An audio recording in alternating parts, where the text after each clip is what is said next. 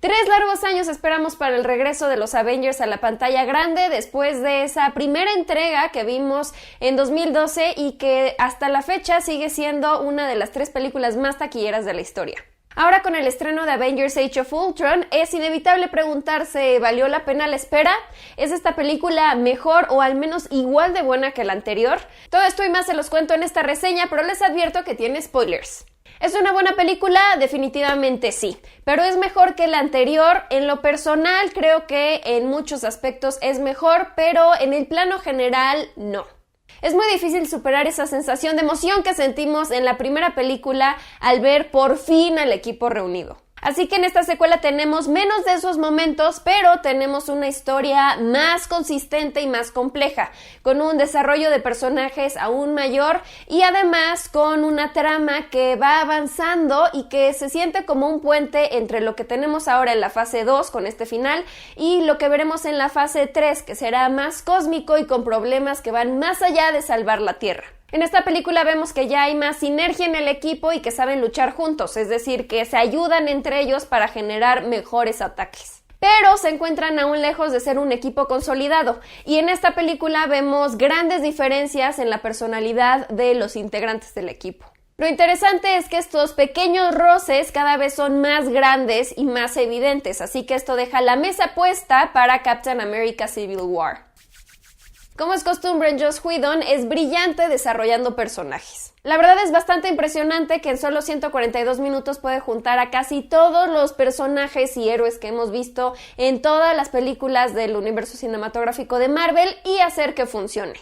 Lo interesante es que tenemos varios cambios en las historias de origen de los personajes y en general funcionan bien para este formato cinematográfico. Entre los nuevos personajes tenemos a Ultron, quien es interpretado por James Spader, quien hace un gran trabajo interpretando a esta inteligencia artificial que es un ser muy inteligente y poderoso, pero que a la vez muestra que tiene también miedo, que está confundido y que se siente solo. Tal vez lo que sí puede llegar a desesperar de Ultron es que parece ser que no tiene ni la más mínima idea de qué es lo que quiere. Pero bueno, después de todo se trata de una inteligencia artificial que nació ayer y no podemos culparlo por no saber distinguir entre el bien y el mal. En los cómics, el Dr. Henry Pym crea a Ultron usando sus propios patrones mentales. En esta película, Ultron se crea a semejanza de Tony Stark, así que de ahí saca las creencias de lo que es el bien y el mal, solo que cuando se revela lo deforma a su propia versión y conveniencia. Basta con analizar los diálogos de Ultron que bien podrían ser palabras que diga Tony Stark. O hasta en un par de casos sí imita frases que ha dicho Tony Stark antes. Es decir, Ultron es el lado oscuro de Tony Stark. Hablando del lado oscuro de Tony Stark, una de las escenas interesantes de esta película es cuando Wanda lo hace enfrentarse a sus propios miedos. En esta escena vemos algo como sacado de los cómics de Age of Ultron, en donde vemos que casi todos los superhéroes ya están muertos y de hecho hasta vemos el escudo del Capitán América roto. Algo interesante de Ultron en los cómics es que él iba evolucionando, cambiando de cuerpos conforme podía crear un nuevo cuerpo más avanzado. En la película lo adaptan a un concepto muy actual que sería la nube, así que este villano puede subir su conciencia a la nube y cambiar de cuerpos conforme le plazca o estar en todas partes y hackear todo lo que quiera. The Vision es uno de los grandes fuertes de esta película. Para empezar, Paul Bettany hace un gran papel porque interpreta a este ser como si fuera un ser divino, casi un ángel que es como muy sereno y poderoso y puro, pero a la vez es como ingenuo e inexperto. Nos muestran que tanto The Vision como Ultron son muy parecidos a los humanos en cuanto a que se hacen preguntas como ¿quién soy?, ¿cuál es mi misión? Y tratan de entender a sus creadores. En fin, nos dan a entender que estos androides son muy a la Philip K. Dick, o sea que piensan, sienten, tienen miedo a la muerte y seguramente sueñan con ovejas eléctricas. El origen de The Vision cambia porque en los cómics él es creado por Ultron, pero usando el cuerpo de el androide que era la original, la antorcha humana, y usando los patrones mentales de Wonder Man.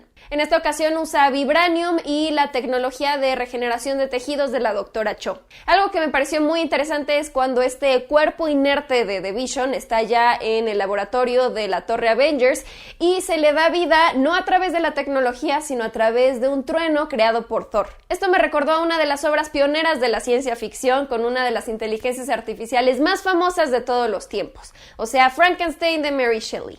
Otro de los nuevos personajes que incluyeron y que me pareció excelente fue Ulysses Klaue, interpretado por Andy Serkis, a quien, a pesar de que vimos muy poco tiempo, ya tenemos con él un puente a lo que será Black Panther, porque ya nos dijeron que existe Wakanda y que tienen como recurso natural el vibranium. Evidentemente hay diferencias porque en los cómics Klaue es un físico que estudia el sonido, mientras que en esta película es un traficante de armas. En la película pierde el brazo porque se lo corta Ultron, pero en los cómics el responsable de que pierde el brazo es T'Challa, luego de que invierte este aparato sónico de Klaue para que se destruya el brazo. Por cierto, Kevin Feige, el presidente de Marvel Studios, dijo que en todas las películas de la fase 2 de Marvel le cortaron el brazo o la mano a alguien como un tributo a Star Wars.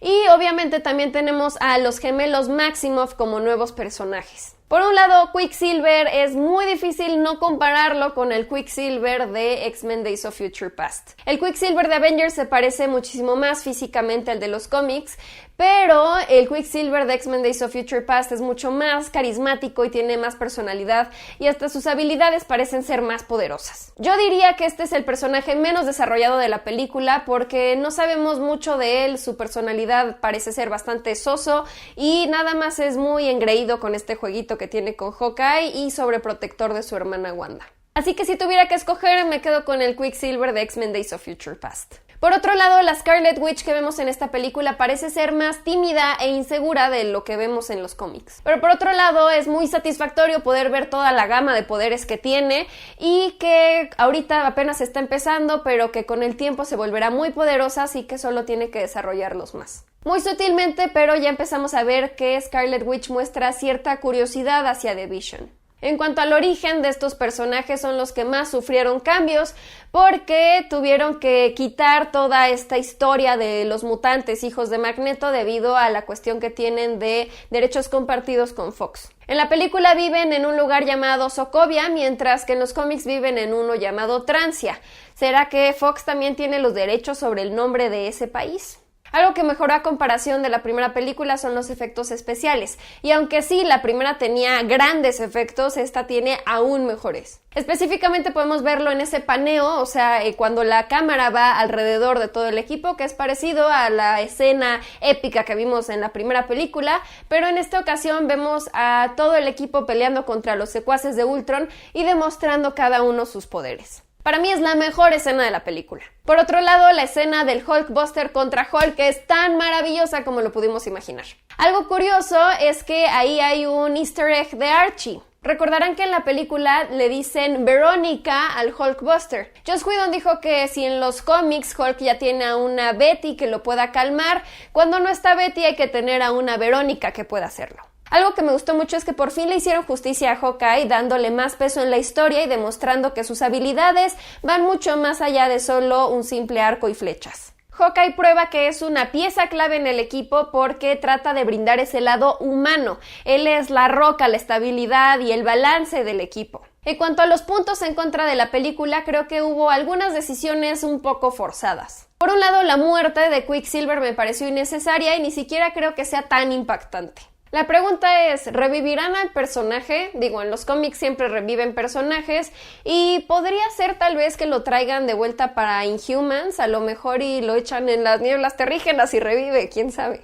Por otro lado, se agradece que los personajes que no han podido tener su propia película, en esta película tienen mucho más historia y podemos saber más de su pasado y su vida personal, pero de repente como que se exageró demasiado en ese punto. No se me hizo nada creíble ese romance entre Hulk y Black Widow y bueno, sí, necesita Banner tener a alguien que sirva como Betty para poderlo calmar cuando está convertido en Hulk y tiene que regresar a la normalidad, pero ¿por qué no meter a Betty Ross y ya? Y esperen, ¿qué no vimos a Natasha coquetear con Hawkeye en la película anterior? Ahora resulta que es hasta tía de cariño de los hijos de Hawkeye. Y por otro lado, la historia familiar de Hawkeye me pareció un tanto melosa.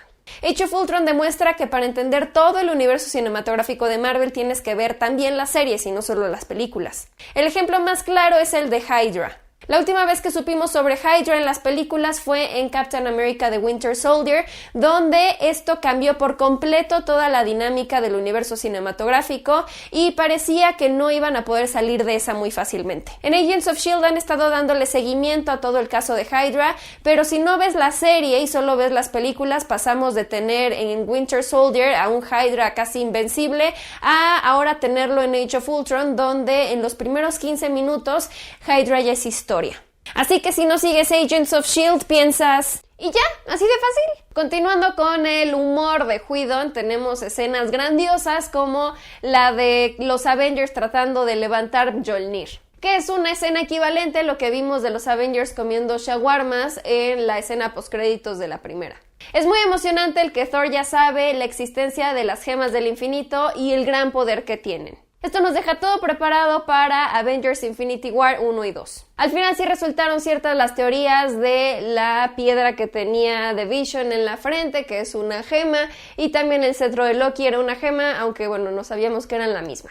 Aunque The Vision tiene la gema en la frente, no es la gema alma, sino la gema mente. Así que eso deja abierto que sí vamos a tener a Adam Warlock en alguna de las próximas películas, probablemente en Guardians of the Galaxy 2. Es muy emocionante ver a Thanos por fin tomar el guantelete del infinito y decir que él va a ir a buscar las gemas él mismo. Pero a ver un momento, ¿qué no el guantelete del infinito estaba en la sala de tesoros de Odín? ¿Cómo lo sacó de ahí? La respuesta a esto la dio recientemente Kevin Feige, quien dijo que en el universo cinematográfico de Marvel no hay uno, sino dos guanteletes del infinito. Así que hay uno entre las posesiones de Odín y otro que es el que vimos en esta escena que ahora tiene Thanos, solo que sin las gemas.